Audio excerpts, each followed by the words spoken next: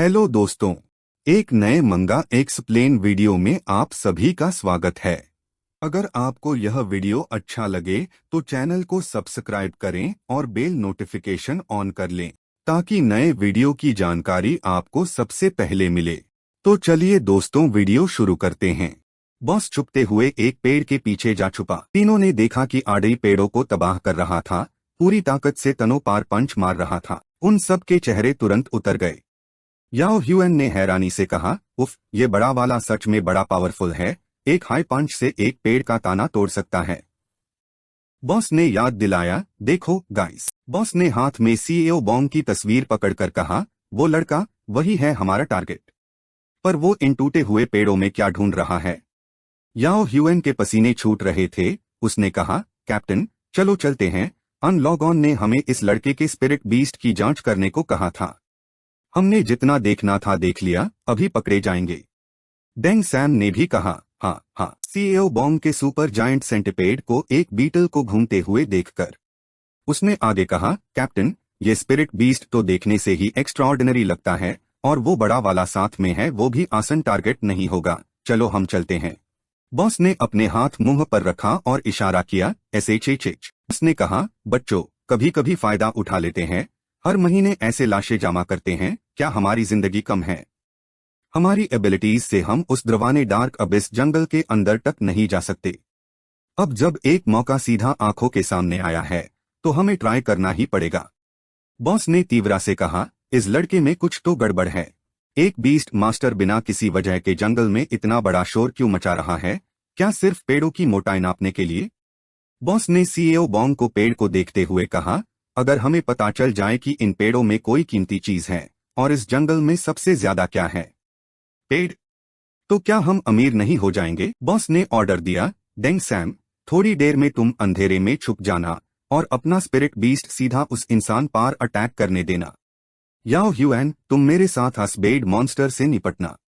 दोनों सबॉर्डिनेट्स ने तुरंत कहा, जी सर। बॉस ने मुस्कुराते हुए गर्व से कहा, पहले ट्राई करके देखते हैं, क्या पता हमारी किस्मत चमक जाए और फिर हमें हर दिन डर और चिंता में जीना ना पड़े। पेड़ों से हवा की सरसराहट की आवाज आई। आडे और दाइजेडाई को डिफेंसिव होते देखकर सीईओ बॉन्ग ने हैरानी से पूछा, दाइजेडाई, आडे, क्या हुआ? सीईओ बॉन्ग ने भी महसूस किया कि कुछ तो गड़बड़ है। उसने सोचा, सीईओ बॉन्ग ने दो सबॉर्डिनेट्स को पेड़ के पीछे खड़े देखा और जोर से चिल्लाया, कौन है वहां, बाहर आओ। उन्हें सीईओ बॉन्ग पर हमला करने से रोकने के लिए आडे ने अपना हाथ आगे बढ़ाया और उसके सामने खड़ा हो गया। वो सब डर गए और सोचा, गड़बड़ी, पकड़े गए। बॉस ने आगे बढ़कर बात शुरू की, हाँ हाँ, नमस्ते दोस्त। बॉस ने मुस्कुराते हुए कहा, मिलना तो किस्मत की बात है। हम तो बस ये देखने आए थे कि किसी मदद की जरूरत तो नहीं। याओ ह्यूएन मन ही मन खुश हुआ। अच्छा हुआ बॉस ने जल्दी रिएक्ट किया। सीईओ बॉन्ग उन्हें हमेशा शक की नजर से देख रहा था। एचएमपीएच, मदद? उसने उनके पीछे खड़े पेट बीस्ट्स को गौर से देखा। ये आर्मोर्ड विंड चेसर्स और बटरफ्लाई मिनियंस सब जंगल में दुश्मनों पर हमला करने में माहिर थे। सीईओ बॉन्ग ने पलक झपकते ही उनका इरादा भांप लिया। ये दोनों पक्का कोई आम लोग नहीं थे। आडे ने भी झट से कुछ अलग महसूस कर लिया। उसने पलटकर सीईओ बॉन्ग को अपनी पीठ के पीछे छुपा लिया और पेड़ के पीछे के साए की तरफ देखा। तभी सीईओ बॉन्ग को भी पता चला, और भी कोई है। लीडर ने जबरदस्ती मुस्कुराते हुए कहा, हाँ हाँ, वो मेरा भाई है। रिलैक्स, हमारी कोई बुरी नियत नहीं। मगर अंदर ही अंदर वो सोच रहा था, ये कौन सी बाला है? इतनी तेज सेंसेस कैसे? डेंग शेन ने हंसकर कहा, हाँ, मैं अभी वॉशरूम गया था, बस अभी पहुंचा हूं। उसका सिस्टम झट से स्क्रीन पर चमक उठा। Level 18, elite class, elite quality, metal attribute, lightning weakness. CEO Bong ने वो स्टेटस देखकर सोचा, ये सीक्रेट सिल्वर ग्लेस है, शायद कोई रेयर म्यूटेटेड स्पीशीज। लेकिन बिग सेंटिपेड के पास तो उसका परफेक्ट काउंटर है, तो इतना खतरनाक भी नहीं। सीईओ बॉन्ग ने बेपरवाह होकर कहा, मुझे नहीं लगता मुझे किसी मदद की जरूरत है, खासकर ऐसी मदद की। सीईओ बॉन्ग के मॉन्स्टर्स भी डिफेंसिव मोड में आ गए। उनके चेहरों पर गुस्सा साफ झलक रहा था। लीडर ने हंसकर कहा, अगर छोटे भाई को हमारा इंटरफियर करना पसंद नहीं तो ठीक है, हम चलते हैं। याओ ह्यूएन ने हैरा होकर कहा, याओ ह्यूएन जोर से चिल्लाया, लीडर, सच में जा रहे हो? लीडर ने कहा, 2-3 बार एक्सपोज हो चुके हैं, एम्बुश का मौका अब गया, और अगर फेल हो गए तो एक नया दुश्मन और बढ़ जाएगा। उसने आगे कहा, इतनी कम उम्र में एक साथ 3 पेट मॉन्स्टर्स पालना या तो बहुत पैसा है या फिर असली ताकत। दोनों में से कोई भी हो, उनसे पंगा लेना आसान नहीं। वो ये कहते ह्यू सीएओ बोंग, आडई, अशन और बिग सेंटिपेड को गो रहा था। उसने अपने सीने पर हाथ रखते हुए कहा, और वो पेट मॉन्स्टर जो काले रोब में है, उससे ऐसी ऑरा निकल रही है जो दुदुदु को बहुत रेस्टलेस कर रही है। अपने छोटे दुदुदु को डर से कांपते देखकर उसने कहा, दुदुदु की ये इंट्यूशन ने मुझे कई बार बचाया है। लीडर ने सर घुमाया और चलते हुए कहा, चलो, ये कैसी अजीब दुनिया है, कौन जाने कब किस मॉन्स्टर से टक्कर हो जाए और जान चली जाए। लेकिन थोड़ी देर में जब वो चला जाएगा तब हम वापस आएंगे। देखते हैं कोई क्लू मिलता है या नहीं। आखिर इतने सारे पेड़ हैं जंगल में, उसके साथ उन्हीं पेड़ों के लिए लड़ना जरूरी नहीं। याओ ह्यूएन ने कहा, हाँ समझ गया। सीएओ बोंग ने सोचा, अगर आडे ने अंधेरे में छिपे लोगों को डिस्कवर नहीं किया होता तो क्या वो सीधा अटैक करते। सीएओ बोंग ने अपने चश्मे को ऊपर किया और उन पर एक नजर डाली। अगर वो हमला करते तो क्या मैं भी सीधा उन्हें खत्म कर देता। 2 घंटे बाद टूटे हुए पेड़ चरण तरफ बिखरे पड़े थे। सीएओ बोंग ने खुशी से हाथ में एक बैग पकड़ा और मुस्कुराते हुए कहा, 2 किलो। आई थिंक इतना काफी होगा। सीएओ बोंग ने बिग सेंटिपेड को हाथ हिलाया, बिग सेंटिपेड यहाँ आओ। वो छोटा सेंटिपेड, जिसके मुंह में एक और छोटा सेंटिपेड था, हैरा होकर उसकी तरफ पैर था। सीएओ बोंग ने बिग सेंटिपेड के सर पर 2 कांटे पकड़े, उन्हें डू एंटेनास की तरह इस्तेमाल करते हुए कहा, हो गया। अन 2 कांटों से निकलने वाली इलेक्ट्रिक स्पार्क्स की वजह से उसके हाथ में पकड़ी हुई मशाल जलने लगी, और फिर मशाल की आग और तेज होती गई और बड़ी होती गई। फिर उसने उस मशाल को नीचे पैरों के पास पदे पैटर्न के ढेर पर रख दिया। दबती हुई आग को इग्नोर करते हुए सीएओ बोंग मड कर चल दिया। अपोकलिप्स से पहले जंगल जालना एक क्रिमिनल ऑफेंस था, लेकिन अपोकलिप्स के बाद ये सजा खत्म कर दी गई है। अब तो जंगल में बड़ी आग लगाना भी मुमकिन नहीं। सीएओ बोंग मुस्कुराया, अच्छा है, इसे मेरे सारे निशान मिट जाएंगे। याओ ह्यूएन एक पहाड़ ही पर खड़ा था। उसने सीएओ बोंग की तरफ उंगली करते हुए कहा, लीडर देखो, वो लड़का कितना चालाक है। क्या ये डर रहा है कि हम वापस आकर कुछ डिस्कवर कर लेंगे। लीडर ने कहा, इस लड़के की अलर्टनेस बहुत हाई है। लीडर ने डर कर सोचा, शायद इस लड़के को खुद भी नहीं पता उसके अंदर छुपी वो क्रोध और डिटर्मिनेशन। याओ ह्यूएन ने पूछा, लीडर क्या ये बात यही खत्म। लीडर ने कहा, हमारे और उस लड़के के बीच कोई सीधा कॉन्फ्लिक्ट नहीं है। अगर उसके हाथ में कोई चमकदार ट्रेजर होता तो हो सकता है मैं उससे दुश्मनी मोल लेता और उस पे हमला करता, फिर सारे निशान साफ कर देता। सीधी बात है, यहाँ हमें कोई बड़ा फायदा नहीं दिख रहा, यूं कोई प्रॉफिट नहीं। लेकिन मैंने कैलकुलेट कर लिया है, लेकिन कुछ लोग ऐसे नहीं होंगे। फिर उसने किसी को फोन किया और कहा, हेलो सर, डॉक्टर जियांग को बता दीजिएगा मिशन कंप्लीट हो गया है। टारगेट बीस्ट का प्रोफाइल डेटा ट्रांसफर कर दिया गया है। दूसरी तरफ से एक आदमी ने रिप्लाई किया, अच्छा काम किया, पेमेंट ट्रांसफर हो चुकी है, आगे भी साथ में काम करेंगे। आदमी ने कुर्सी पर बैठे डॉक्टर जियांग की तरफ पलटकर कहा, वो लोग लगता है हिम्मत नहीं कर पाए हमला करने की। ये रिकॉन मिशन फेल हो गया है।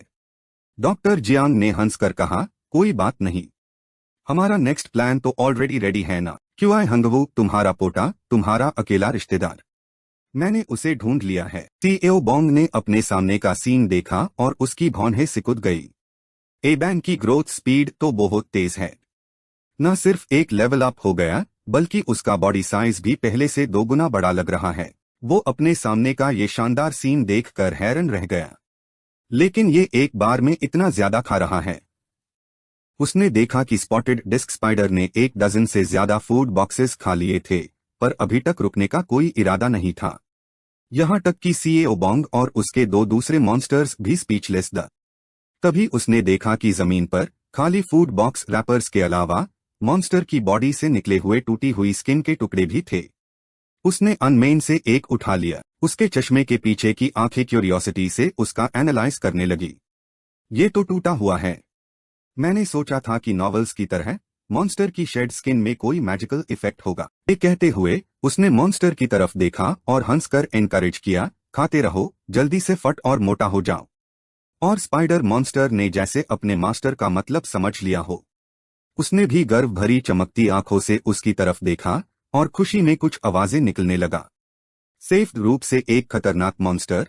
अब ऐसा लग रहा था जैसे कोई छोटा पपी हो जो अपने मास्टर की तारीफ सुनकर पूंछ हिला रहा हो। किसे पता था, उसकी खुशी ज्यादा देर तक नहीं टिक पाई जब उसने सीईओ बॉन्ग को कहते सुना, जब तुम मोट हो जाओगे ना, तब हम फ्राइड स्पाइडर मीट खाएंगे। एक सिंपल सेंटेंस, पर उसके लिए कितना टेरिफाइंग था। वो मॉन्स्टर, जो छोटे कुत्ते जैसे बन गया था, अपने मास्टर की ईविल स्माइल के सामने कांपता रहा। एबैन ने अपनी छोटी सी जान की कीमत समझते हुए तुरंत फूड बॉक्स को नीचे रख दिया। वो बेचारा फूड बॉक्सेस से दूर हट गया। उसकी आंखों में आंसू थे, उसकी तरफ ऐसे देख रहा था जैसे कोई छोटी बीवी हो जिसे परेशान किया गया हो। सीईओ बॉन्ग ने ना चाहते हुए भी साय किया। मैंने तुम्हें कम खाने को इसलिए कहा क्योंकि ये तुम्हारे लिए अच्छा है। ये पैकेज्ड फूड एक बार में ज्यादा खाने से बॉडी में टॉक्सिन्स जमा हो सकते हैं। लेकिन अब उसका चेहरा सीरियस हो गया, उसकी भौंहें हल्की सी सिकुड़ गई, वो कैलकुलेट करने लगा।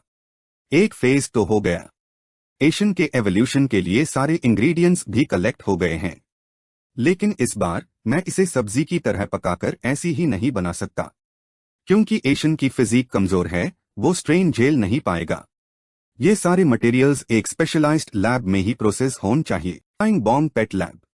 बाहर एक स्ट्रॉन्ग डोर बैंड था, किसी को भी अंदर जाने की परमिशन नहीं थी। उसी वक्त एक इलेक्ट्रॉनिक स्क्रीन के सामने लड़के का हाथ कुछ एक्टिवेशन स्पॉट्स पर प्रेस हुआ। बिल्डिंग का पहले से बंद दरवाजा धीरे धीरे ऑटोमेटिकली खुलने लगा। जैसे ही वो अंदर गया, कमरे की लाइट जल उठी, उसका स्वागत करने के लिए। अंदर कोई नहीं था। वो अपने मॉन्स्टर के साथ दरवाजे पर खड़ा था और अंदर के सीन को देखकर उसकी जुबान से निकला, आज कोई कोई बहुत जल्दी आ गया। अच्छा ही है, कोई डिस्टर्ब करने वाला नहीं होगा। इस बार के मटेरियल्स बहुत रेयर हैं। रेसिपी के हिसाब से इन्हें फ्रीज करना, हाई टेम्परेचर पर बर्न करना और स्ट्रॉन्ग कोरोसिव एसिड से ट्रीट करना होगा। स्पेशल प्रोसेसिंग चाहिए। ये कहते हुए सीईओ बॉन्ग ने टेबल पर एक बड़ा केयरफुली सील्ड पैकेट रख दिया। वो ऑफिस बिल्डिंग में था, अकेला ही किताबी तरीकों से सारे मेथड्स कर रहा था। सबसे पहले उसने प्रोटेक्टिव गियर पहना और फ्लेम थ्रोअर उठाया। बंदूक के मुंह से हाई टेम्परेचर वाली लाल आग तेजी से निकल रही थी, उसके सामने की चीज को जलाकर राख करने के लिए। इसके बाद उसने ग्राइंडर को हाई पावर पर सेट किया और मटेरियल्स को एक चमकदार नीले लिक्विड में ग्राइंड कर दिया। काफी मेहनत के बाद सीईओ बॉन्ग ने खुशी से हाथ में एक टेस्ट ट्यूब पकड़ा जिसमें से फ्लोरेसेंट लाइट निकल रही थी। वो जोर से हंसा, गर्व से बोला, फाइनली ये बन गया। इतनी स्वीट स्मेल है, एशियन को पक्का पसंद आएगी। और उसके बगल में उड़ती हुई जेलीफिश भी अपने मास्टर को देखकर खुशी में अपने छोटे पैर हिलाने लगी। बिना देर किए उसने टेस्ट ट्यूब में से वो लिक्विड एक बड़े पानी के टैंक में डाल दिया। नीला रंग साफ पानी में घुलने लगा और बीच बीच में पानी की सतह से चमकदार नीले धुएं के पफ्स निकल रहे थे। ये रंग थोड़ा अजीब था, लेकिन नीले धुएं के वो पफ्स मॉन्स्टर्स के लिए इरेजिस्टिबल टेम्पटेशन द। उड़ती हुई जेलीफिश के मुंह से टपकने वाली लार देखकर ही पता चल रहा था कि ये कितना टेम्पटिंग था। उसने कुछ आवाजें भी निकाली, जैसे कह रही हो कि इसकी स्मेल ह्यूमंस के एप्पल जूस जैसी है। उसको इतना खुश देखकर सीईओ बॉन्ग हंस पड़ा, पानी के टैंक की तरफ हाथ बढ़ते हुए बोला, चलो थोड़ी देर सोक कर लो। और उसके सेंटेंस कंप्लीट करने से पहले ही छोटी जेलीफिश की परछाई उससे भी तेज थी। वो और वेट नहीं कर सकी और टैंक की तरफ लपकी। अस मॉन्स्टर को धीरे धीरे क्रिस्टल टैंक में डूबते हुए देखकर उसकी बॉडी रिलैक्स हो गई और वो अपने आप ही अंदर फ्लोट करने लगा। वो बिल्कुल हेल्पलेस था। मैंने अभी अपनी बात पूरी भी नहीं की थी, कितनी जल्दी में है ये। अचानक वो चीखा, उसकी आंखें बड़ी हो गई, उसकी लाल पुतलियां सिकुड़ गई। बेड टैंक के अंदर मॉन्स्टर आराम से लेटा हुआ था, उसका चेहरा बहुत एंजॉय कर रहा था। उसका रिलैक्स्ड पोज किसी को भी प्रोवोक कर सकता था। लेकिन लिक्विड के अंदर उसकी बॉडी में ऐसा चेंज आया कि वो शॉक्ड रह गया। ये कलर ठीक नहीं है। एशियन, ये क्या? ग्रीन हो गया। मुझे याद है कि एशियन को सबसे ज्यादा मेयर सर पर रहना पसंद है। ये सोचते ही उसके होंठ थोड़ा फड़फड़ाए, उसका चेहरा ऐसे हो गया जैसे उसने कोई कड़वी चीज खा ली हो। इमेजिन करो जब वो मॉन्स्टर मेयर सर पर चढ़ जाएगा और इस कलर के साथ, तो ऐसा लगेगा जैसे मैंने कोई ग्रीन कैप पहनी हो, वो भी चमकती हुई ग्रीन कैप। किसी भी तरह से ये सीन बहुत अजीब लग रहा था।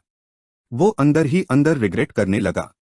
तो अचानक मुझे लगा कि ये वुड स्पिरिट जेलीफिश को इवॉल्व करने का रास्ता शायद एक गलत डिसीजन था। यहाँ उसके अंदर की आवाज फिर से चीखी, बचाओ, मुझे ये glow in the dark green colour बिल्कुल पसंद नहीं। उसने फिर से फ्लाइंग जेलीफिश की बॉडी को देखा जो लिक्विड के ग्रीन कलर में कंप्लीटली चेंज हो चुकी थी और ऐसा लग रहा था कि वो और भी मोटा हो रहा था। वो अंदर ही अंदर सोचने लगा, और एपिक क्वालिटी में अपग्रेड करने के लिए जो मटेरियल्स चाहिए वो भी बहुत रेयर हैं। ये वर्चुअल स्पेस सिस्टम मटेरियल्स क्या बाला है, मिलने भी बहुत मुश्किल है। लगता है एशियन अभी मैक्स परफेक्ट क्वालिटी तक ही जा सकता है। इस वक्त सीईओ बॉन्ग ने आंखें बंद की और अपनी सोल को कॉन्सेंट्रेट किया। उसके चरण तरफ एक अजीब नीली आग लपक रही थी। अपनी बॉडी में पावर की वेव महसूस करते हुए उसके दिमाग में कुछ और स्पेकुलेशंस आने लगी। एशियन के अपग्रेड के साथ मेरी सोल स्ट्रेंथ भी काफी अपग्रेड हो गई है। एशियन के साथ कॉन्ट्रैक्ट साइन करने में शायद अभी थोड़ा गप है, लेकिन अगर थोड़ी और मेहनत करूं तो शायद कुछ ही दिनों की बात है। अचानक उसी वक्त उसकी पीठ के पीछे एक चमकदार नजर पड़ी और एक काला साया उसकी तरफ लपका। कुछ महसूस करते ही सीईओ बॉन्ग की रीढ़ की हड्डी में ठंडक दौड़ गई। उसने झट से पलटकर अस फ्लाइंग जेलीफिश से लड़ने की कोशिश की, तुम मत आओ मेरे पास। लेकिन उसके टेंटिकल्स जैसे गुम की तरह उससे चिपक गए थे और छूटने का नाम नहीं ले रहे थे। आखिर में एक तक हुआ आदमी और उसका जानवर दुकान से बाहर निकले। सीईओ बॉन्ग के चेहरे पर मजबूरी और रेजिग्नेशन साफ झलक रही थी। उसने एक लंबी सांस छोड़ी और एक्सयूएन कामयाबी से उसके सर पर चढ़ गया। पक्का उसका ग्रीन क्राउन बन गया। उसका चेहरा ऐसे खुश था जैसे बसंत आ गया हो। भी कुछ कदम ही चले थे कि उसके पॉकेट में रखा फोन वाइब्रेट करने लगा। फोन उठाया, स्क्रीन पर नाम देखकर सीईओ बॉन्ग को हैरानी हुई। ये तो वही रिपेयर कंपनी है जो मैडम डुओंग डुओंग ने कुछ दिन पहले रिकमेंड की थी। सारे प्रोसीजर्स तो फाइनल हो चुके थे ना। इतनी रात को और क्या काम हो सकता है। जैसे ही उसने कॉल उठाया, दूसरी तरफ से आवाज आई, मिस्टर सीईओ, क्या आपके पास अभी टाइम है? विला की सफाई में थोड़ी प्रॉब्लम आ रही है, आपको पर्सनली आकार देखना होगा। दूसरी तरफ की बात सुनकर उसने तुरंत पूछा, क्या मुश्किल है? जैसे वो इसका ही इंतजार कर रहा हो, सामने वाले ने लंबी बात कह डाली, हमें विला में कुछ म्यूटेटेड प्लांट्स माइल हैं। अगर उन्हें साफ ना किया तो हम घर की रिपेयर आगे नहीं बढ़ा सकते। लेकिन उन्हें हटाने के लिए आर्किटेक्चर के कुछ पार्ट्स को डिसमेंटल करना पड़ेगा। इसलिए आपको स्पॉट पार आकार इंस्ट्रक्शन देने पड़ेंगे। सीईओ बॉन्ग आराम से चल रहा था, एक हाथ पॉकेट में डाले बड़े बेपरवाही से बोला, ठीक है। यूसेन लगा जैसे दूसरी तरफ की आवाज में एक्साइटमेंट उछल रही थी, बहुत अच्छा मिस्टर सीईओ। सारे वर्कर्स यही है, प्लीज जल्दी आइए। दूसरी तरफ को बात पूरी करने का मौका दिए बिना उसने 1-2 सेकंड सोचा और फिर काट दिया, रुको जरा। उसने कहा, उसकी आवाज में थोड़ी डेंजर की झलक थी, डायरेक्टर ली, आप कह रहे हैं कि सारे वर्कर्स वहीं मेरा वेट कर रहे हैं? क्या मेरी इतनी बड़ी इज्जत है? और वो भी इतनी रात को?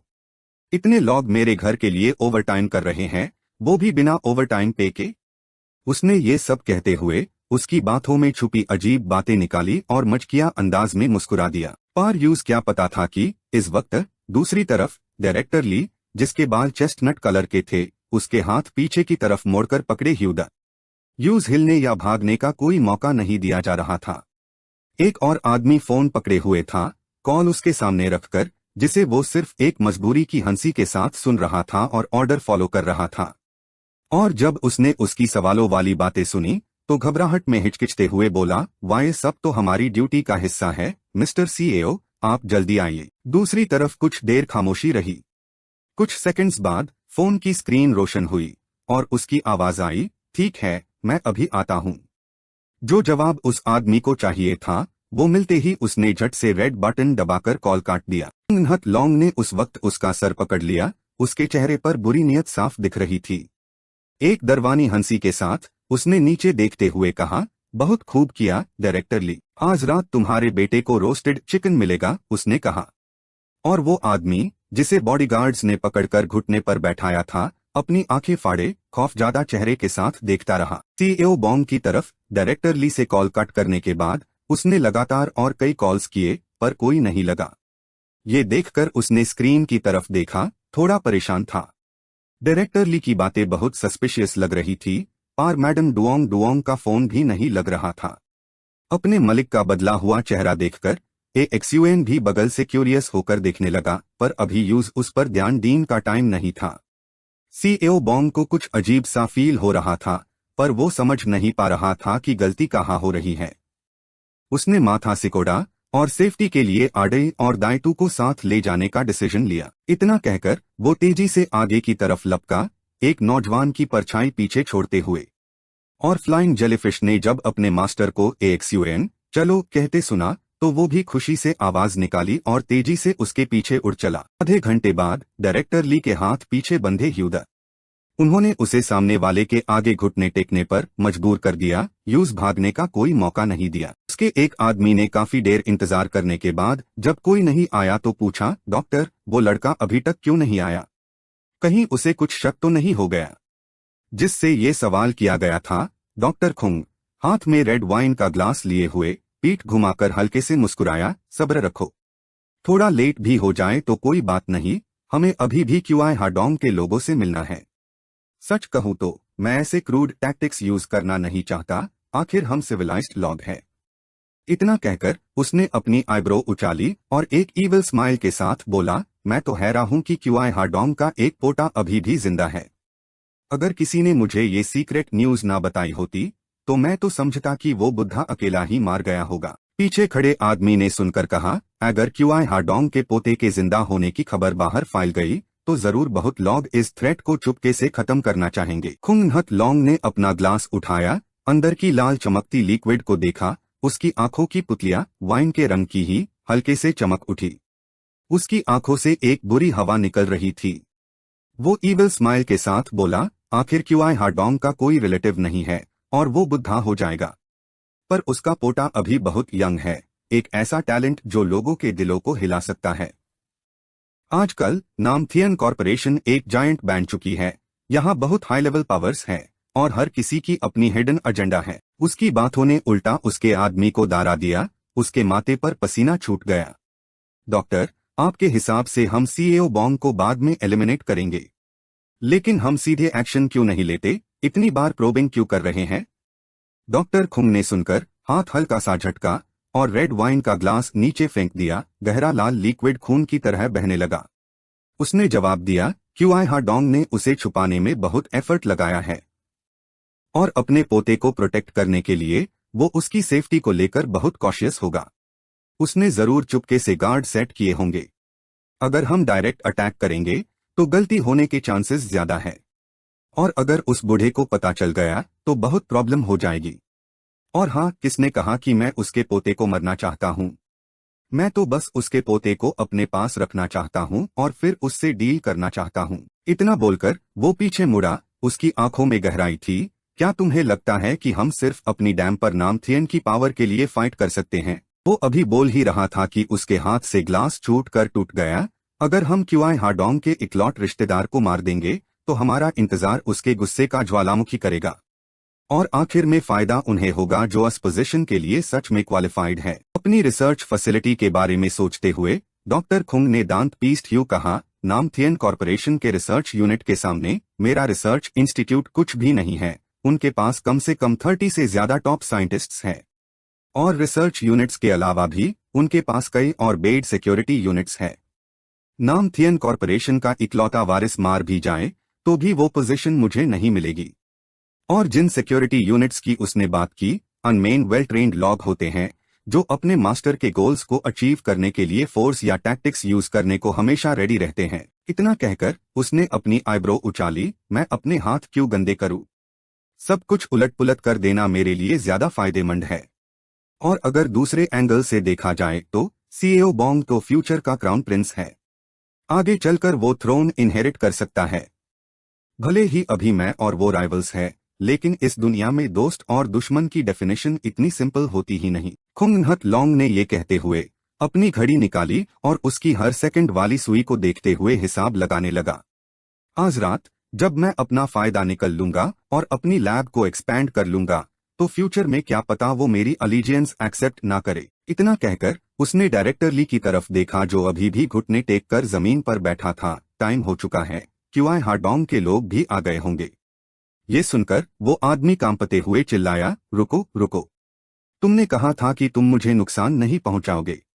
खुंगनहत लॉन्ग के चेहरे पर कोई इमोशन नहीं था। उसने अपनी उंगली उठाई, एक ब्लैक एंड व्हाइट बटरफ्लाई जिसके पंखों पर अजीब पैटर्न्स अपने पंख फैलाकर उसकी तरफ उड़ी और उस पर बैठ गई।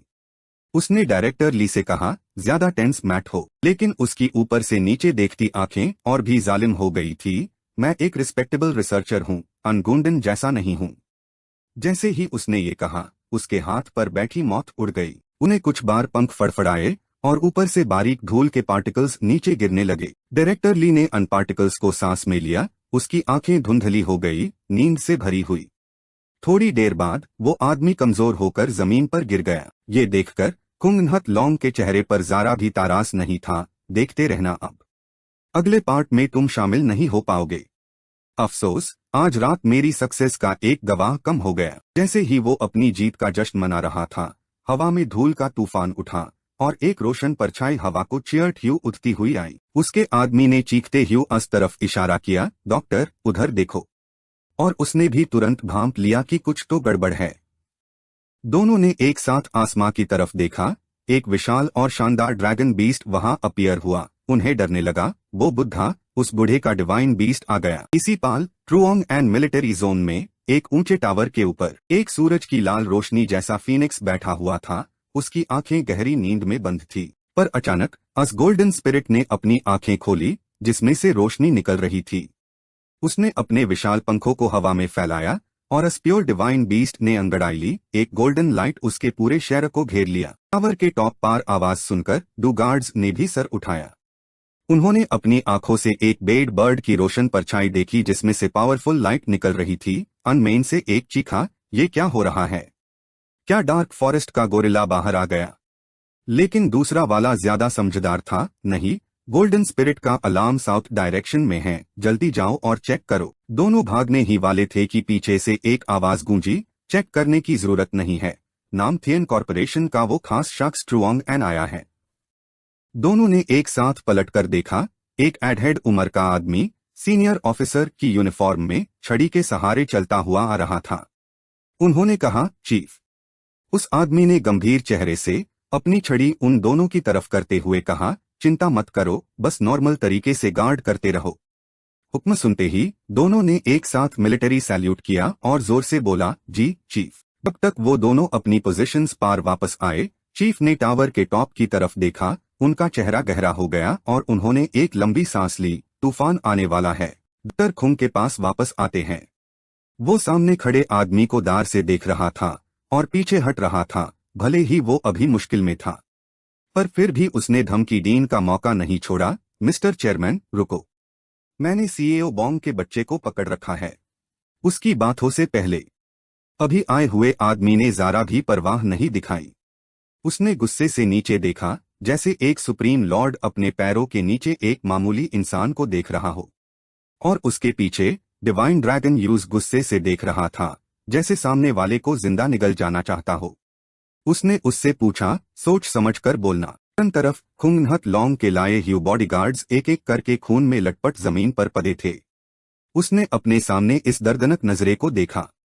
अपनी लार निगलते हुए वो हिचकिचाया, मिस्टर चेयरमैन, मैंने अभी अपनी जान बचाने के लिए कुछ भी बोल दिया था, प्लीज मुझे बात करने का एक मौका दीजिए। इसी वक्त उसके सामने खड़ा सेफ्ट बालों वाला आदमी उसकी एक भी बात नहीं सुन रहा था। उसकी आंखें गहरी हो गई और उसने हुक्मी अंदाज में पूछा, एक्सायो बॉन्ग के बारे में तुम्हें किसने बताया? हालात बिगड़ते देखकर खुंगनहत लॉन्ग के माथे पर ठंडा पसीना छूट गया। वो बुरी तरह दारा हुआ था, फिर भी खुद को शांत रखने की कोशिश कर रहा था। सर, आराम से, मिस्टर चेयरमैन, मैंने सीईओ बॉन्ग की इंफॉर्मेशन किसी और को नहीं दी, पर मैंने एक प्रोग्राम सेट किया है। अगर मैंने यूज टाइम पार डिक्रिप्ट नहीं किया, तो वो प्रोग्राम सीईओ बॉन्ग की इंफॉर्मेशन नाम थियन कॉर्पोरेशन के सारे एम्प्लॉयज को भेज देगा। वो ये कहते हुए अपने फोन में इस प्रोग्राम को इमेजिन कर रहा था जिसमें उसकी सारी पर्सनल डिटेल्स थी। क्यूआई हाडोंग ने उसकी बात सुनी और उस पर एक तेज ठंडी नजर डाली। अगर तुम बताना नहीं चाहते तो रहने दो। हर किसी की अपनी एम्बिशन होती है, मैं तुम्हें फोर्स नहीं करूंगा। इतना कहकर वो मुड़ा और चला गया, डॉक्टर खुंग को जमीन पर छोड़कर जो उठकर उसका पीछा करना चाहता था। सर जाओ मैट, मैं बताऊंगा। वो सेक्रेटरी लिव है। वो यकीन नहीं कर पा रहा था कि सामने वाला आदमी उसकी प्लानिंग के हिसाब से नहीं चल रहा है। अब तो उसे अपनी इज्जत की परवाह किए बिना बोलना पड़ा, मिस्टर चेयरमैन, मैं तो बस थोड़ा और कैपिटल चाहता था। मेन सीईओ बॉन्ग को नुकसान नहीं पहुंचना चाहता था। अगर मुझे काफी पैसे मिल जाए तो मैं गारंटी देता हूं कि नामथियन को बहुत फायदे पहुंचाऊंगा। पर यूज नहीं पता था कि वो आदमी उसकी मीठी बातों में जरा भी इंटरेस्टेड नहीं था और वो बिना किसी हिचकिचट के मुड़ा और चला गया। तुमने पहले जो काम किया, यूज एक कंट्रीब्यूशन समझकर मैं तुम्हें शांति से मरने दूंगा। उसकी बात सुनकर उसने उसका कोट पकड़ने के लिए हाथ बढ़ाया, पर सिर्फ हवा ही हाथ आई। उसका मुंह लगातार मिन्नाटे कर रहा था, मिस्टर चेयरमैन, मिस्टर चेयरमैन, मैं गलत था। अचानक उसकी आवाज थम गई, उसकी आंखें बड़ी हो गई। यूज बस एक तेज ठंडा पंजा अपनी तरफ आता दिखा। विला की शांत रात में बस एक दर्दनाक चीख गूंजी, नहीं। और फिर तुरंत पूरा माहौल खामोशी में डूब गया। खुंग नहत लॉन्ग, जो अभी कुछ देर पहले सीईओ बॉन्ग के खिलाफ बड़े इत्र कर साजिश कर रहा था, अब एक ठंडी लाश बन चुका था। उसके सीने पर खून का एक बड़ा दाग था, उसका सर एक पत्थर से लगा हुआ था और वो बुढ़ा आदमी पीठ मोड़ चुका था। उसके हाथ पैर ठंडे देखकर उसने ठंडी सांस भरी और गुस्से से बोला, बेवकूफ, मेन क्यों आए हाडोंग, कभी किसी धमकी के आगे झुका नहीं हूं। इसी पाल उसके हाथ में बंधे ब्रेसलेट पर रेड सिग्नल लाइट चमकी। उसने तुरंत उस पर हाथ रखा और उसमें से एक आवाज आई, चीफ। उसने अपनी कलाई पर बंधे ब्रेसलेट को देखा, उसकी आंखों में गंभीरता छा गई। खुंग नहत लॉन्ग की जांच करो, उसने शायद कोई प्रोग्राम सेट किया है। अगर वो प्रोग्राम मिल जाए तो यूज डिस्ट्रॉय कर दो। अगर डिस्ट्रॉय नहीं कर सकते तो सबको बता दो, सीईओ बॉन्ग नामथियन कॉरपोरेशन का क्राउन प्रिंस है, ये सच है। ज्यादा से ज्यादा ये खबर बाहर चली जाएगी। उसकी बात खत्म होते ही दूसरी तरफ वाले ने तुरंत हुक्म माना, जी सर। क्यूआई हाडोंग ने पर्सनली सारे काम संभले। वो आराम से सामने के आसमां को देख रहा था। रात का आसमां तारों से जगमगा रहा था, जैसे कोई एंथीन गैलेक्सी हो। कुछ बादल धीरे धीरे चल रहे थे। ये खूबसूरत नजारा उसे इतना पसंद आया कि वो उससे हटना नहीं चाहता था। मुझे ये सिंपल दुनिया पसंद है। पर फिर इस खूबसूरत माहौल में कुछ दर्दनाक मिन्नाते गूंजी, बचाओ, नहीं। और ठीक इसी वक्त एक औरत आई, जमीन पर घुटने टेक कर बैठ गई। उसने अपना सर उठाया और सामने खड़े ऊंचे आदमी की पीठ को देखा और अदब से पुकारा, मास्टर। चीफ ने पीछे घुटने टेके हुए लड़की पर नजर डाली, तुमने इस दौरान बहुत मुश्किल झेली है। बोंग डुओंग, उसने उसका नाम पुकारा। एक ग्लैमरस औरत जिसके बाल हल्के घुंघरालू काले थे, उसकी आंखें लाल और होंठ नरम गुलाबी थे, हमेशा एक हल्के स्माइल के साथ। उसकी आवाज सुनकर डांग डांग उठ खड़ी हुई और उनके पीछे चलने लगी। लेकिन की हाडोंग ने उस पर ध्यान नहीं दिया, वो बस मुड़कर अपने पास्ट में खो गए। जब वो विदेश से लौटे थे, टैब बिजनेस एम्पायर को पूरा कंट्रोल करना पॉसिबल नहीं था। अंदर से सब कुछ बिखरा हुआ था। ऊपर से उसके पेरेंट्स की डेथ की खबर ने उसकी अपनी पहचान को ही छिपा दिया था। तो बस मैंने मौके का फायदा उठाया और सारे ट्रेसेस मिटा दिए ताकि वो चेन से बड़ा हो सके। जैब एम्पायर की सिचुएशन स्टेबल हो चुकी है, तो काओ बॉन्ग को वापस बुलाने की कोई जल्दी नहीं है। ये फ्रीडम का तरीका उसकी विल पावर को और मजबूत बनाएगा। और काओ बॉन्ग का इनहेरेंट पोटेंशियल तो मेरी एक्सपेक्टेशंस से कहीं ज्यादा निकला। कहते हुए वो अपने पेट बीस्ट के पास गए, उसके सर पर हाथ फेरा और डांग डांग से कहा, अभी ग्रुप में और काम है। तुम्हें ये साफ सफाई का काम देकर परेशान किया। व्हाइट ड्रैगन ने अपने मास्टर के हाथ की गर्माहट महसूस की और आंखें बंद कर ली। पूरा मेस में पास खादे लड़की ने उनकी बात सुनी और कंफ्यूज हो गई। गुरुजी, क्या आप आज रात काओ बॉन्ग से नहीं मिलेंगे? लेकिन ये सुनकर वो हल्का सा मुस्कुराए, सही मौके का इंतजार करो। काओ बॉन्ग के लिए जो चीजें कभी भी हासिल की जा सकती है, उनसे ज्यादा जरूरी है एक स्टील जैसा पक्का दिल। बीटा, मुझे देखना है तुम कितने मैच्योर होते हो। और इधर जिसका जिक्र हो रहा था वो काओ बॉन्ग विला पहुंच चुका था। उसके साथ एबैन, एडाई और फ्लाइंग जेलीफिश एसुअन भी थे। वहां पहुंचकर सामने का हाल देखकर वो हैरान रह गया। डायरेक्टर ली और बाकी वर्कर्स कहाँ हैं? तब से उनसे कोई कांटेक्ट नहीं हो पा रहा। क्या हुआ है? तभी उसकी नजर जमीन पार बेन गहरे पानी के निशानों पर पड़ी। जितना देखता उतना ही अजीब लगता। ये किसी रिपेयर वर्क के निशान तो बिल्कुल नहीं लग रहे थे। कहते हुए उसने और गौर से देखा और उसके दिल में एक ख्याल आया, ये तो स्क्रैचेस जैसे हैं। जब वो अभी अपने ख्यालों में डूबा हुआ था तभी उसके पास एक पतली नाजुक सी शक्ल आई। उसने अपने हाथ सीने पार क्रॉस किए और कहा, मुझे नहीं लगा था कि तुम्हारी ग्रोथ स्पीड को अब भी अंडर एस्टिमेट कर रही थी। उसकी आवाज ना ज्यादा ऊंची थी ना धीमी, बिल्कुल सुनने में अच्छी लगने वाली और एक सॉफ्ट टोन लिए हुए थी। और जैसे ही वो पास आई, काओबोंग अलर्ट हो गया और झट से मूड गया। कौन है? हल्की वेवी हेयर वाली लड़की मुस्कुराई, मैं हूँ, तुम्हारी दीदी। जब उसने देखा कि आने वाली डांग डांग दीदी है तो उसने बिल्कुल नॉनशैलेंट सा एक्सप्रेशन बना लिया और कंधे उचकाते हुए बोला, ओह तो आप हैं दीदी, डांग डांग दीदी। तभी एदाई ने अलर्ट नहीं किया। उसके ऐसे छेड़ने वाले पोज को देखकर डांग डांग गुस्से से चुप हो गई। एक मिनट, ये तुम्हारा एक्सप्रेशन कैसा है? मुझे लग रहा है जैसे थोड़ी बीजाटी भी कर रहे हो। इस बार उसने सीधे उसके चेहरे पर उंगली उठाई और दांता, इस सिचुएशन में इतनी आसानी से अपना गार्ड डाउन मैट करो। तुम इतने श्योर कैसे हो कि मैं तुम्हारी एनिमी नहीं हूं? उसकी चिंता देखकर काओबोंग ने दांत दिखाते हुए स्माइल किया और उसकी तरफ उंगली करते हुए बोला, अरे ठीक है डांग डांग दीदी, अगर मैं आप पर भी डाउट करूं तो इस दुनिया में कोई ऐसा नहीं जिसे मैं ट्रस्ट कर सकूं। जब से मैं अनाथ हुआ हूँ। यूज अपनी बात पूरी करने दिए बिना उसने हाथ आगे किया और जोरों से कहा, नहीं काओबोंग, तुम अनाथ नहीं हो, तुम्हारे ग्रैंडपा अभी जिंदा है। उसकी बात सुनकर वो हकबक्का गया और थोड़ा इंक्रेडुलसली पूछा, ग्रैंडपा जिंदा है? डांग डांग ने उसकी तरफ देखा। उसकी तेज आंखों में एक अजीब सी रोशनी थी। उसने सच्चे दिल से कहा, जब ये म्यूटेशंस शुरू हुआ तब वो विदेश में एक आइलैंड पार फैंस गए थे। उस आइलैंड पार उनके कुछ करीबी लोग भी फंसे हुआ। उसने पिछले दिनों को याद किया। एक आइलैंड जहां बड़े बड़े पेड़ और रेड थी और चारों तरफ सिर्फ गहरा समुंदर फैला हुआ था। ये आइलैंड ओरिजिनली एक ट्रॉपिकल एनवायरनमेंट था जहां बेशुमार मॉन्स्टर्स द और चारों तरफ समुंदर था। इस स्टार्टिंग डिफिकल्टी लेवल के बारे में सोचना भी मुश्किल था। उस वक्त काओबोंग के ग्रैंडपा एक ऐसे मॉन्स्टर का सामना कर रहे थे जिसकी पूरी बॉडी पर बड़े बड़े कांटे और एक हार्ड शेल थी जो अनलॉगॉन की तरफ अपने दांत और पंजे दिखा रहा था। सिचुएशन बहुत टेंस थी। डांग डांग ने बताया, अगर सिटी में नॉर्मल डिफिकल्टी थी तो उनके लिए ये हाई लेवल डिफिकल्टी थी क्योंकि आइलैंड पार आर्मी भी तो नहीं थी। लेकिन भगवान ने उनका साथ नहीं छोड़ा। उसके बाद मेयर ग्रैंडपा को एक लकी अपॉर्चुनिटी मिली और उन्होंने अपनी विल पावर से आइलैंड पार सरवाइव किया और लगातार बीस्ट कंपेनियंस टेम करते रहे। जब वो आयरन स्किन्ड मॉन्स्टर्स से घिरा हुआ था तब भी उसकी फियर्स ऑरा कम नहीं हुई। कि हाँ, डोंग के कपड़े फाटे हुए, वो टैटर्ड लग रहा था, लेकिन उसकी डिग्निफाइड ऑरा छिप नहीं सकी। उसके हाथ में पावर थी। अन मॉन्स्टर्स के सामने उन्होंने अपनी ताकत दिखाई जब तक कि आइलैंड के सारे बीस्ट कंपेनियंस अस आदमी के सामने झुक नहीं गए। डांग डांग से अपने ग्रैंडपा के ग्लोरियस अचीवमेंट्स की पूरी स्टोरी सुनने के बाद काओबोंग के दिल में बस दो ही शब्द थे, बहुत भारी। उसने उससे कहा, तुम्हारे ग्रैंडपा एक्चुअली तुम्हारी बहुत केयर करते हैं, इसीलिए उन्होंने मुझे तुम्हारे पास रहकर तुम्हारी देखभाल करने और प्रोटेक्ट करने का काम सौंपा। और उन्होंने तुम्हें अभी तक एक्सेप्ट नहीं किया, उसकी भी अपनी मजबूरी थी।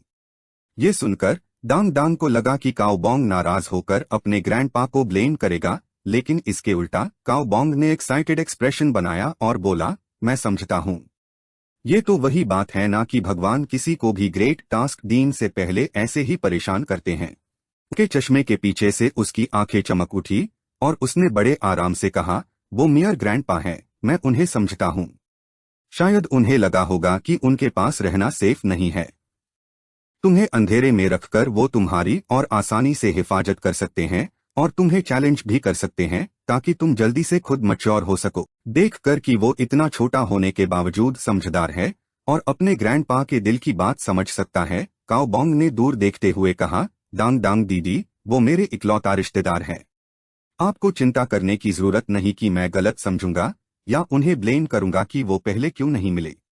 ये कहते हुए वो उसके सामने हंसी मजाक करने लगा, तो बताओ ग्रैंडपा का बीस्ट कंपेनियन क्या है, किस लेवल का है, क्या वो बहुत पावरफुल है? उसके सामने उस छोटे लड़के को ऐसे उछलते कूदते देखकर डांग डांग भी हेल्पलेस हो गई। उसकी क्यूरियस स्पिरिट को शांत करने के लिए उसने मुस्कुराते हुए हाथ हिलाया और मिस्टेरियस तरीके से कहा, ये सब तुम्हें बाद में पता चलेगा। और इधर काओ बॉन्ग को जब कोई जवाब नहीं मिला तो उसने एक डिस्गस्टेड सा एक्सप्रेशन बनाया और HMPH किया। जब वो नीचे आराम से बातें कर रहे थे, उन्हें पता भी नहीं था कि उनकी हर हरकत पर नजर रखी जा रही है। हा डोंग व्हाइट ड्रैगन की पीठ पर हवा में खड़े थे। वो नीचे उन दोनों की पूरी बातें सुन रहे थे और ऑब्जर्व कर रहे थे। इंसान की रोशनी। वो एक मीनिंगफुल स्माइल के साथ बोले, उनकी आंखों में थोड़ा गर्व था। काओ बॉन्ग, तुम सच में मुझे समझते हो? तो ठीक है, अब मैं वेट करूंगा और देखूंगा। रात धीरे धीरे ढाल रही थी। नए दिन की पहली किरणें जाग रही थी। बादल सुबह की लाल रोशनी में रंग रहे थे। अगले दिन जब सूरज ऊंचा आ गया, अकेडमी के लॉन पार स्टूडेंट्स भीड़ में खड़े थे। रुको रुको। सामने भीड़ वाला नजारा देखकर काओ बॉन्ग अपने पेट बीस्ट के साथ हैरा होकर आगे बढ़ा। क्या हुआ है? भीड़ में घुसते ही उसने देखा कि मेडिकल स्टाफ एक यंग लड़के को उठाकर ले जा रहे थे। सुबह सुबह ही इतना ड्रामा? क्या अचानक से स्लिप हो गया? उसने सोच विचार किया। तभी एक क्यूट लड़की आई और उससे समझाने लगी, नहीं, अचानक से नहीं हुआ काओ बॉन्ग। ये एक बीस्ट टेमर ने किसी को मारा है। उस लड़की ने बताना शुरू किया, सुना है कि दो स्टूडेंट्स के बीच हमेशा टेंशन रहती थी। बाद में अनमेन से एक बीस्ट टेमर बन गया और आज सुबह स्कूल गेट पार उन दोनों के बीच झगड़ा हो गया। उस बीस्ट टेमर ने अपने बीस्ट कंपेनियन को दूसरे पार अटैक करने का ऑर्डर दिया और लगता है उसकी जान ले ली है। वो बोलती रही और उसने उस सीन को डिस्क्राइब किया जिसमें एक आदमी एक बेड मॉन्स्टर को कंट्रोल कर रहा था जो चार्ज कर रहा था। उसके शार्प क्लॉस ने सीधे उस लड़के पार अटैक किया। आसपास के सभी लोग डर के मारे चीख रहे थे और वो लड़का बुरी तरह जख्मी होकर वहीं गिर गया। तभी दो और लोगों ने एसुअन को उसके कंधे पर चिपका देखा। रेड हेयर्ड वेल ने ताने मारते हुए कहा, बीस्ट टेमर बन गया ना? हाँ, वो आदमी बोलकर अपनी जुबान से आवाज निकलने लगा और पास वाला बंदा भी बुरी नजर से यूज गो रहा था और धीमी आवाज में बोला, और कुछ मत बोलो, कहीं पिट ना जाओ। दूसरी तरफ वो नाजुक सी लड़की टीचर्स के बीच खादे थी, डर के मारे स्टेटमेंट दे रही थी। एक्चुअली जिस क्लासमेट ने आज अटैक किया वो पहले बहुत कमजोर नेचर का था और हमेशा बुली किया जाता था, और जिसे आज मारा गया है वो वही बंदा है जो सबसे एरोगेंट था और उसे सबसे ज्यादा बुली करता था। जब आस लड़की ने ये कहा तो स्टूडेंट्स दो ग्रुप्स में डिवाइड होकर आर्ग्यू करने लगे।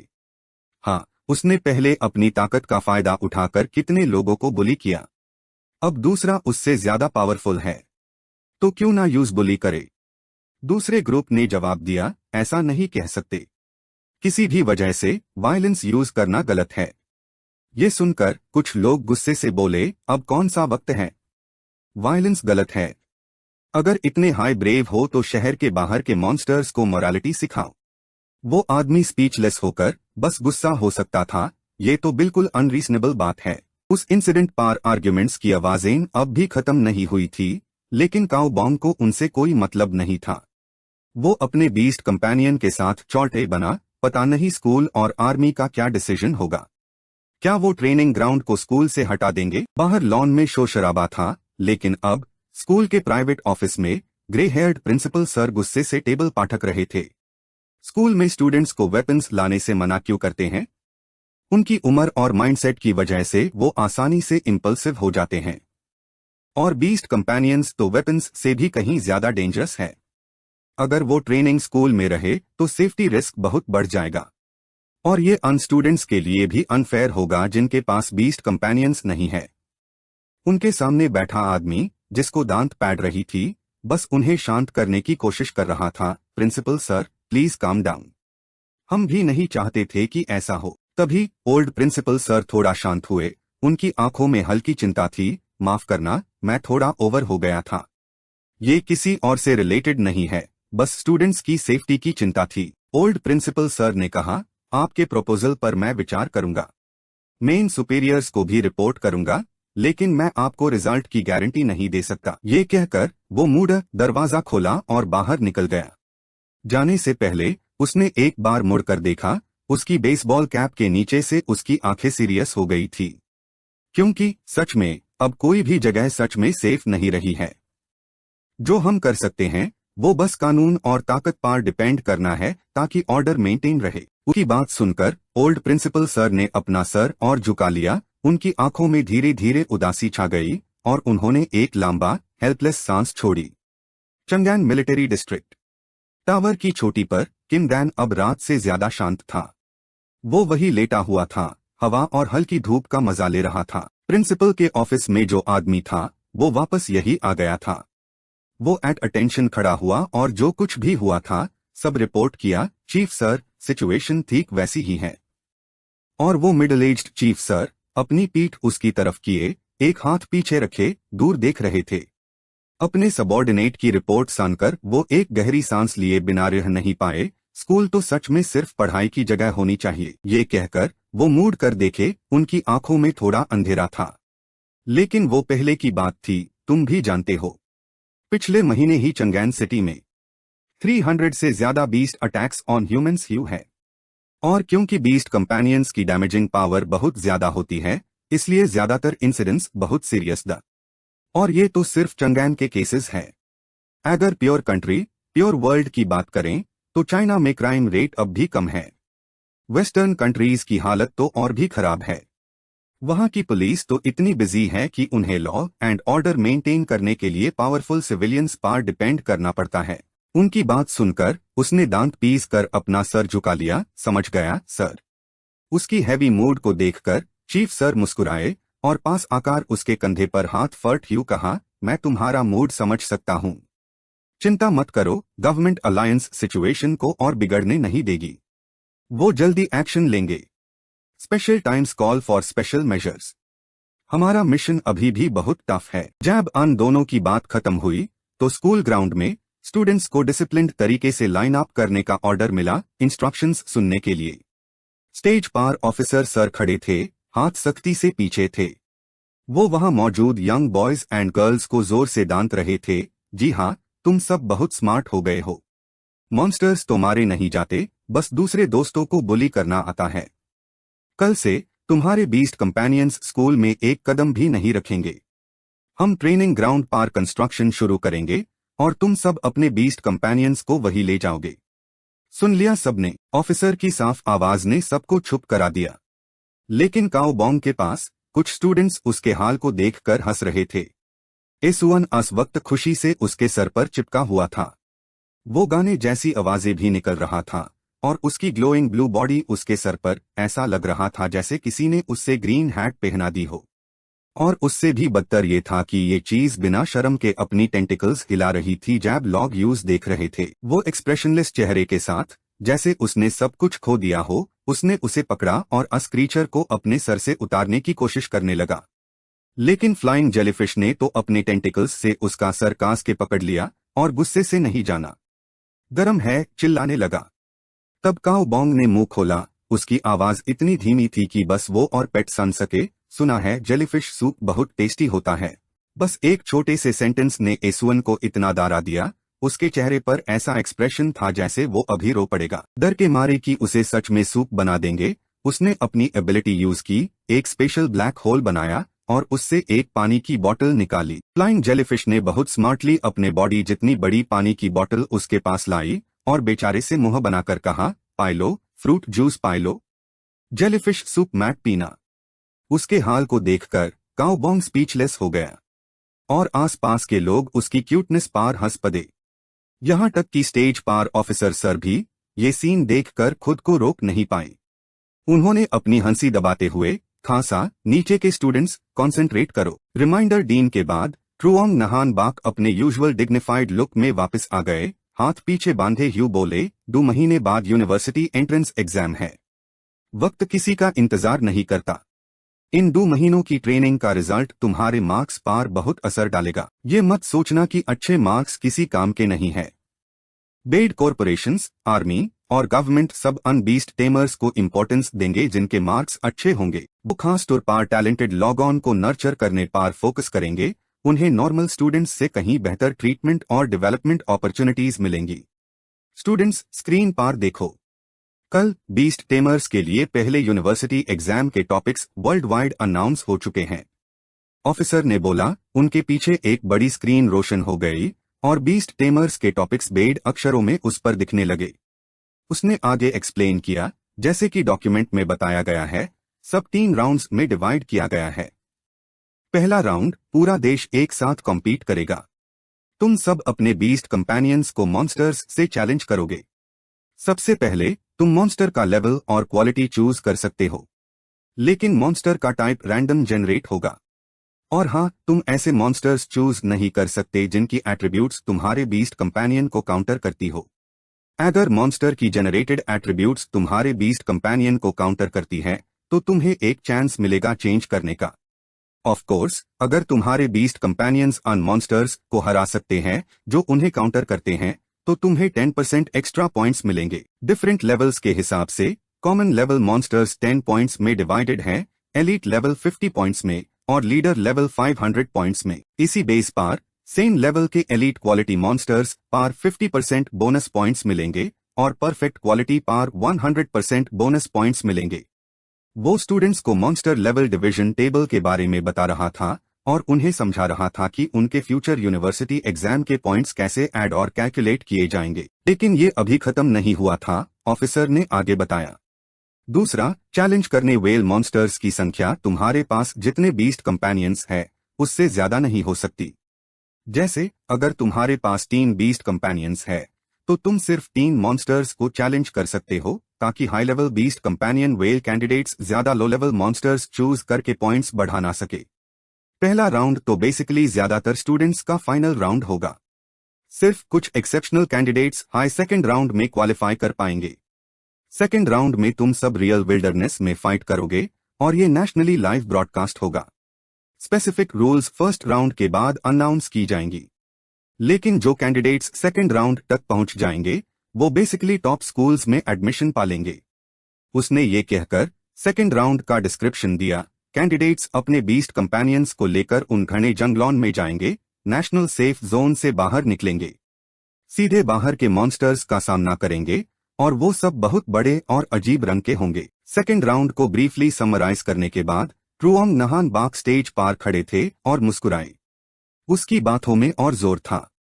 और जहां तक थर्ड राउंड की बात है, जब तुम सब सेकंड राउंड में पहुंच जाओगे टैब मेन आगे बताऊंगा। मुझे उम्मीद है कि तुम सब वक्त बर्बाद नहीं करोगे। मुझे यकीन है कि तुम सब ने 3 साल पहले की ग्रेट डिजास्टर देखी है। प्लीज याद रखना, आज की शांति इतनी आसानी से नहीं मिली है, हमें इसकी कदर करनी चाहिए। सबको याद दिलाने के बाद उसने एक और बात काइंडली रिमाइंड की, हमारे ऑफिसर्स भी बचे हुए टाइम में ट्रेनिंग बढ़ा देंगे। काओ बॉन्ग स्टूडेंट्स की भीड़ में खड़ा था, कुछ सोच रहा था। अपनी करंट स्ट्रेंथ के बेस पर भले ही मैं अभी 11th क्लास में हूं, लेकिन मेन एग्जाम में पार्टिसिपेट कर सकता हूं।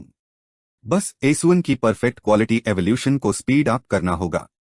वो ये सोच ही रहा था कि जिसके बारे में वो सोच रहा था वो उसके कंधे पर चिपका हुआ था, आंखों में आंसू लिए। अब वो अभी भी ख्यालों में डूबा हुआ था, तभी स्टेज पार ऑफिसर एक बेड आयरन केज के पीछे खड़ा था। अंदर एक जायंट मॉन्स्टर बैंड था। मैंने बड़ी मुश्किल से ये म्यूटेटेड ड्राई लीफ लोकस्ट हासिल किया है। तुम में से कौन पहले ट्राई करना चाहता है? मॉन्स्टर का नाम mutated dry leaf locust. Mutation gigantification. Monster quality elite quality. Monster level level 10 common level. अस क्रीचर को केज के अंदर देखकर काओ बॉन्ग कुछ सोचने लगा। उसने अपनी चिन खुजलाई और सोचा, एबैन ने भी सक्सेसफुली ग्रोथ फेज कंप्लीट करके लेवल 10 अचीव कर लिया है। लेवल और क्वालिटी के मामले में अस ड्राई लीफ लोकस्ट से बहुत ज्यादा डिफरेंस नहीं है। प्रैक्टिस के लिए एक अच्छा अपोनेंट है, और ऊपर से लोकस्ट तो स्पाइडर्स का नेचुरल फूड है, तो एबैन को और एडवांटेज मिलेगा। बस एक बात है, उसने चुपके से अपने पेट्स की तरफ देखा, सभी बेचारे घबराए से लग रहे थे। खासकर अबैन तो ऐसे रोने वाली बीवी की तरह दिख रहा था। उसने सेंटिपेड को आगे करके खुद को छुपा लिया। उसको ऐसे देखकर सीएओ बॉन्ग को बड़ा हेल्पलेस फील हुआ। अरे, अबैन इतना कॉवर्डली क्यों है? पिछली बार जब अटैक किया था तब तो कितना फियर्स था। कहीं ये उस डर का आफ्टर इफेक्ट तो नहीं? सच में इसे और ट्रेनिंग की जरूरत है। मन ही मन में ये रिजॉल्व लेकर सीएओ बॉन्ग ने हिम्मत से अपना हाथ उठाया। गुरुजी, मुझे पहले ट्राई करने दीजिए। अपनी टांग के पीछे छुपे स्पाइडर को इग्नोर करते हुए और इधर चंग नहान बाक एक इंसान और एक क्रीचर को वहां खड़ा देखकर थोड़ा कंफ्यूज्ड हुआ। ये एक और कहां से आ गया। वो सीईओ बॉन्ग के पास आए और उसे समझाने लगे, देखो यूजुअली एक टेमर सिर्फ एक पेट को हाई ट्रेन करता है, पूरी जान लगा देता है। जब तक वो पेट लीडर लेवल तक ना पहुंच जाए तब तक दूसरे को ट्रेन नहीं करते। लीडर लेवल पेट के बिना एक टेमर को ट्रू पावर हासिल नहीं होती। सीईओ बॉन्ग, तुम एक ब्रिलियंट स्टूडेंट हो, हम सब तुम पर ट्रस्ट करते हैं। एक साथ इतने पेट्स को ट्रेन करने में तुम अपनी बहुत एनर्जी और टाइम वेस्ट करोगे। खासकर जैब एग्जाम्स पास आ रहे हैं, बेस्ट यही है कि एक पेट पर फोकस करो, यूज लीडर लेवल तक पहुंचाओ और अस लीडर लेवल बीस्ट के मार्क्स से टॉप स्कोर अचीव करो। इंस्ट्रक्टर की एडवाइस सुनकर वो बस मुस्कुरा दिया, शुक्रिया गुरुजी, आपकी एडवाइस के लिए। मैंने अपनी ट्रेनिंग प्लान ऑलरेडी बना ली है, कोई प्रॉब्लम नहीं होगी।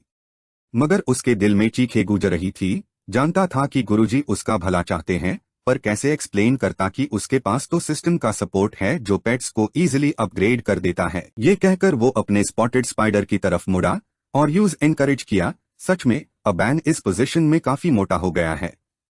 अबैन, कम ऑन, फिनिश इट। लेकिन चाहे उसके मास्टर ने कितना भी कहा, वो बेचारा कांपते ह्यू हाई केज के मॉन्स्टर की तरफ बढ़ा। अबैन का ह्यूज बॉडी रिलक्टेंटली अस लीफ ग्रास हॉपर के साथ एक हाई स्पेस में घुसा। उसने गौर से अस क्रीचर को देखा जो आयरन केज की सीलिंग पार उल्टा लटका हुआ था। उसके दिल में डर से कांप उठा, मत मारो मुझे। तभी दो और स्टूडेंट्स उसके पास आए। एक लड़का जिसके बाल पीछे की तरफ स्लिक्ट द, उसने पहले कहा, अरे इतनी देर से कुछ हो नहीं रहा, ये फाइट करेंगे भी या नहीं। उसकी बगल में शॉर्ट हेयर वाली लड़की ने भी सजेस्ट किया, सीईओ बॉन्ग, मियर थाई डिच को जाने दो ना। लेकिन वो अपने पास खड़े दोनों इम्पेशेंट लॉगॉन को इग्नोर करके बस केज के अंदर देख रहा था। उसके अपने थॉट्स द। एक तो इतना सस्पिशियस था कि खुद अटैक करने की हिम्मत ही नहीं कर रहा था, और दूसरा इतना डर गया था। क्या खाक राइवल्स है ये दोनों। इससे गोल्डन सेंटिपेड याद आया, जो हमेशा एक फियर्स किलर की तरह रहता था, और एबैन द स्पॉटेड स्पाइडर, जिसकी आंखों में आंसू थे। उसने उनकी पर्सनैलिटी डिफरेंस को कंपेयर किया। यूज फाइनली समझ आ गया गुरुजी की कैरेक्टर डिफरेंसेस का मतलब क्या था। दोनों की पहली फाइट थी, पार दाई जेडाई, और अबन का रिएक्शन पूरा अलग था। दाई जेडाई तो बहुत बैटल हंग्री था, खुद शिकार पार अटैक करता था, जबकि अबन तो डिफेंसिव हो गया, बस भागना चाहता था। अगर ये सीमेंट फ्लोर नहीं होता तो शायद वो खुद ही एक होल खोद कर छिप जाता। ये सोचकर सीईओ बॉन्ग थोड़ा वरीड हो गया, अबन, ये वो पाथ है जो तुम्हें फॉलो करना ही होगा। स्ट्रॉन्ग बनने के लिए तुम्हें फाइट करना ही पड़ेगा। और तभी अस आयरन केज में हलचल हुई। लीफ ग्रास हॉपर का बड़ा शेर स्पाइडर के सामने आ गया। वो मन ही मन में चौंक गया। लीफ ग्रास हॉपर ने साबार खो दिया और पहले अटैक कर दिया। जैसे ही उसने सोचा, उसके शार्प क्लॉस ने स्पाइडर की बॉडी को पकड़ लिया। और एबैन को जब अपनी पीठ पर कुछ फील हुआ तो वो अभी भी आंसुओं से भरा लीफ ग्रास हॉपर को धक्का देकर जल्दी से पीछे हट गया। लीफ ग्रास हॉपर को हवा में उड़ते और बैटल मोड में आते देखकर वो भी टेंस हो गया। Oh no, leaf grasshopper हवा में फाइट करना चाहता है। ये उसके लिए एक ह्यूज एडवांटेज होगा। बस इस म्यूटेंट टाइप के क्रीचर्स हाई अबैन को ऐसे ऊपर फेंक सकते हैं। मेरी पहले की थिंकिंग बहुत मैकेनिकल थी। इंजर्ड स्पॉटेड स्पाइडर ने अपनी पूरी ताकत लगाकर अपने मुंह से बहुत सारे वेब्स थूक दिए। उसके छोड़े ह्यू वेब्स ने तुरंत अपोनेंट को घेर लिया और उसे जमीन पर जोर से चिपका दिया। सिचुएशन को ऐसे पलटते देखकर वो एक्साइटेड हो गया, क्या बात है। स्पाइडर वेब्स का उसे करके अपोनेंट के अटैक को ब्लॉक किया। शाबाश एबैन। तभी स्पाइडर की छोटी बॉडी धर्म से जमीन पर गिरी। उसने असबेड क्रीचर को देखा जो उसके वेब्स से निकलने की कोशिश में छटपटा रहा था। लीफ ग्रास हॉपर को अंदर स्ट्रगल करते देखकर वो तो डर के मारे अपना सर छुपाकर अपने शील्ड के पीछे छिप गया और मन ही मन में दुआ करने लगा कि ये जल्दी ना निकले। लेकिन उसकी इच्छा के अगेंस्ट लीफ ग्रास हॉपर ने अपनी पूरी ताकत लगाकर खुद को खड़ा किया। उसके शहर पार जो घाना स्पाइडर वेब था वो भी धीरे धीरे टूटने लगा। स्पाइडर के वेब्स में फंसा हुआ वो गुस्से में अपने दोनों क्लॉस से शील्ड पार बार बार मारने लगा। अबैन को फिर से डिफेंसिव मोड में देखकर यीडियंग उसके पास आया, यार सीईओ, तुम्हारा ये स्पाइडर तो बहुत पावरफुल है। स्पेशल म्यूटेंट का अटैक भी डिफ्लेक्ट कर दिया। तारीफ मिलने के बावजूद उस वक्त उसे बिल्कुल खुशी नहीं हुई। उसकी आईब्रोज सिकुड़ गई और वो अपने दिमाग में फाइट को एनालाइज करने लगा। नहीं, अभी तो ये बन के अटैक करने का बेस्ट मौका था। लेकिन गिरने के बाद अबैन इतना डर गया था कि बस डिफेंड करता रहा और ये चांस मिस कर दिया। ऑल्दो लीफ ग्रासहॉपर एक म्यूटेंट था, उसके अटैक्स से एबैन को कोई नुकसान नहीं हुआ। इसका मतलब है कि अबैन उससे ज्यादा स्ट्रांग है। इधर स्पॉटेड स्पाइडर अभी भी अपने शील्ड के नीचे छिपा हुआ था, लीफ ग्रासहॉपर के अटैक्स को झेल रहा था। जैसे ही वो हैरान था कि ये कब रुकेगा, तभी सीईओ बॉन्ग उसके पास आया। उसने एनकरेज किया, अबैन आगे बढ़ो और उससे मारो। लेकिन शील्ड के नीचे से स्पाइडर ने धीरे से कहा, नहीं, मुझे बहुत डर लग रहा है। तो दोस्तों, आज के लिए इतना ही। फिर मिलेंगे नए एपिसोड में। तब तक सब लोग ठीक रहना। Bye bye.